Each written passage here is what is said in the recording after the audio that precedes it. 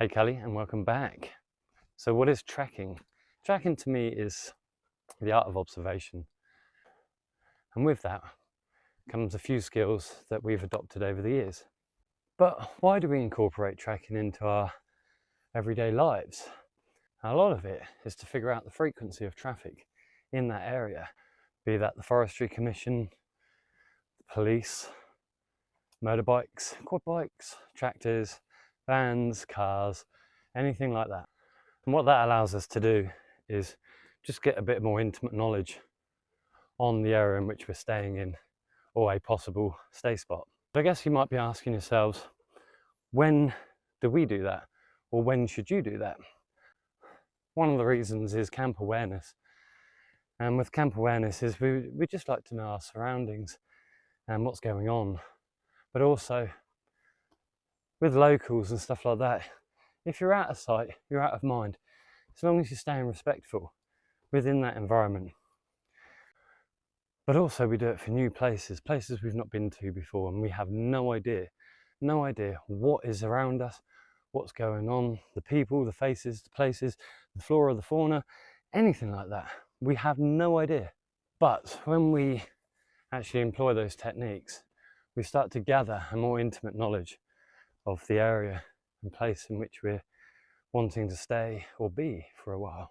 Because we may be tired, we may have been on the road for quite a few weeks, walking from one place to another, and you can't keep doing it. It really wears you out. So yeah, it's one of those things. It's another reason for using the skills that we've employed. Now I guess you'd like to know how to do it, right? That's why you've all come here. As you'll see here in this situation, I mean, I'm size 11, and when I put that up against it, you can see it's about a size 9, and it's got ringlet patterns in, as you can see. What these ringlet patterns on the sole suggest to me is these aren't avid hill or mountain walkers or anything like that. They're perhaps walking their dog. There's a lot of dog footprints around with it. So I'd say maybe 5'8", 5'10" at a push, size 9 feet. See, now what I'm going to show you here is the gait that this person may have. Now I don't know who these people are. My wife and I have the same boot prints. Yeah, it'll be interesting to break this down for you. Now you can start to see this person's gait ever so slightly. They push in on the right foot. On the left foot, it's more hill.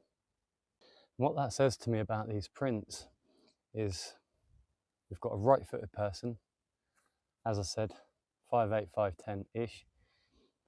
They might have a bit of a struggle with their left foot because of the way it's been pushed and moulded into the ground. So they might be a bit uneasy on it. So that's just one of the tracking skills in which we use. One of the other tracking methods we use, and it's a simple one, is for stone tracks, or gravel tracks. And what that shows is you can see the lines that are being used constantly. And what that says to us is basically this track is in constant use.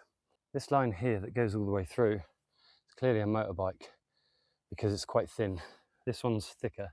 Now that could be from people keep using the same line that they walk, the same line that they ride, anything like that. But typically what you'll have is you'll have your 6 foot in length van or car, and then you'll have its wheels. And those wheels are always slightly smaller, or they can be slightly bigger depending on the vehicle. But with that vehicle, what we can do is try and deduce what sorts of vehicle, when was the last time it came up here, and all that, as you can see. But it's slightly depressed. And with that slight depression, because we've had some heavy rain recently as well, what that says to me is, I believe these tracks are only a couple of days old, especially with all the bad weather we've had. I can only put a couple of days on it because what the rain does is it helps to lift the soil underneath stones. And with that comes an element of settlement Once it starts to dry out, it either stays lifted or it settles back down. That settling back down allows us to see new and fresh tracks. It doesn't settle hard, it settles soft. So when a vehicle or someone has walked by, it will leave that ever so slight impression on this track. You can still see this depression. It's laid out very gentle. And a couple of bikes have just gone through here. So you might be able to see it. This line is where one of the bikes have just gone through.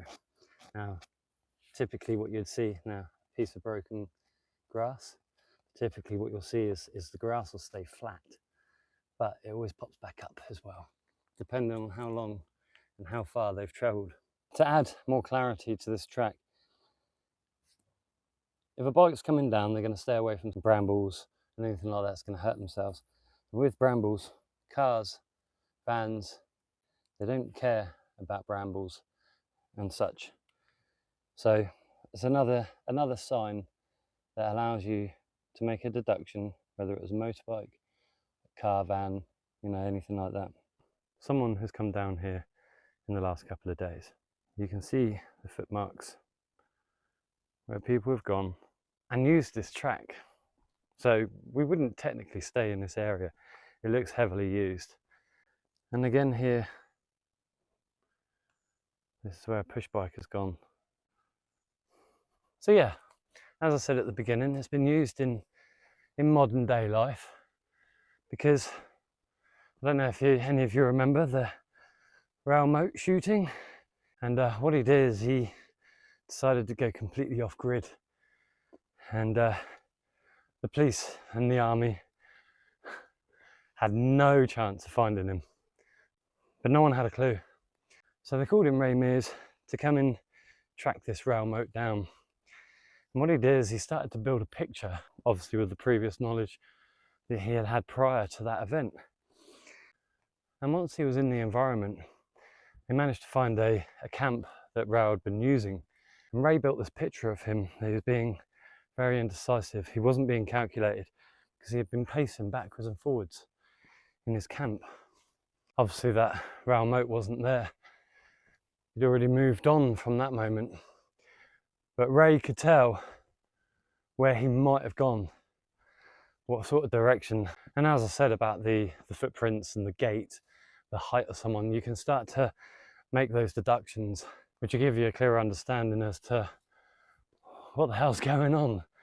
And that for wild camping, van lifing, anything like that, I believe once you start, it will start to look after itself and eventually enrich your lives and give you a better understanding of the land in which we all came from. So yeah, if you like this video, give us a thumbs up and do smash that subscribe button. It all helps to making us grow. Happy hopping.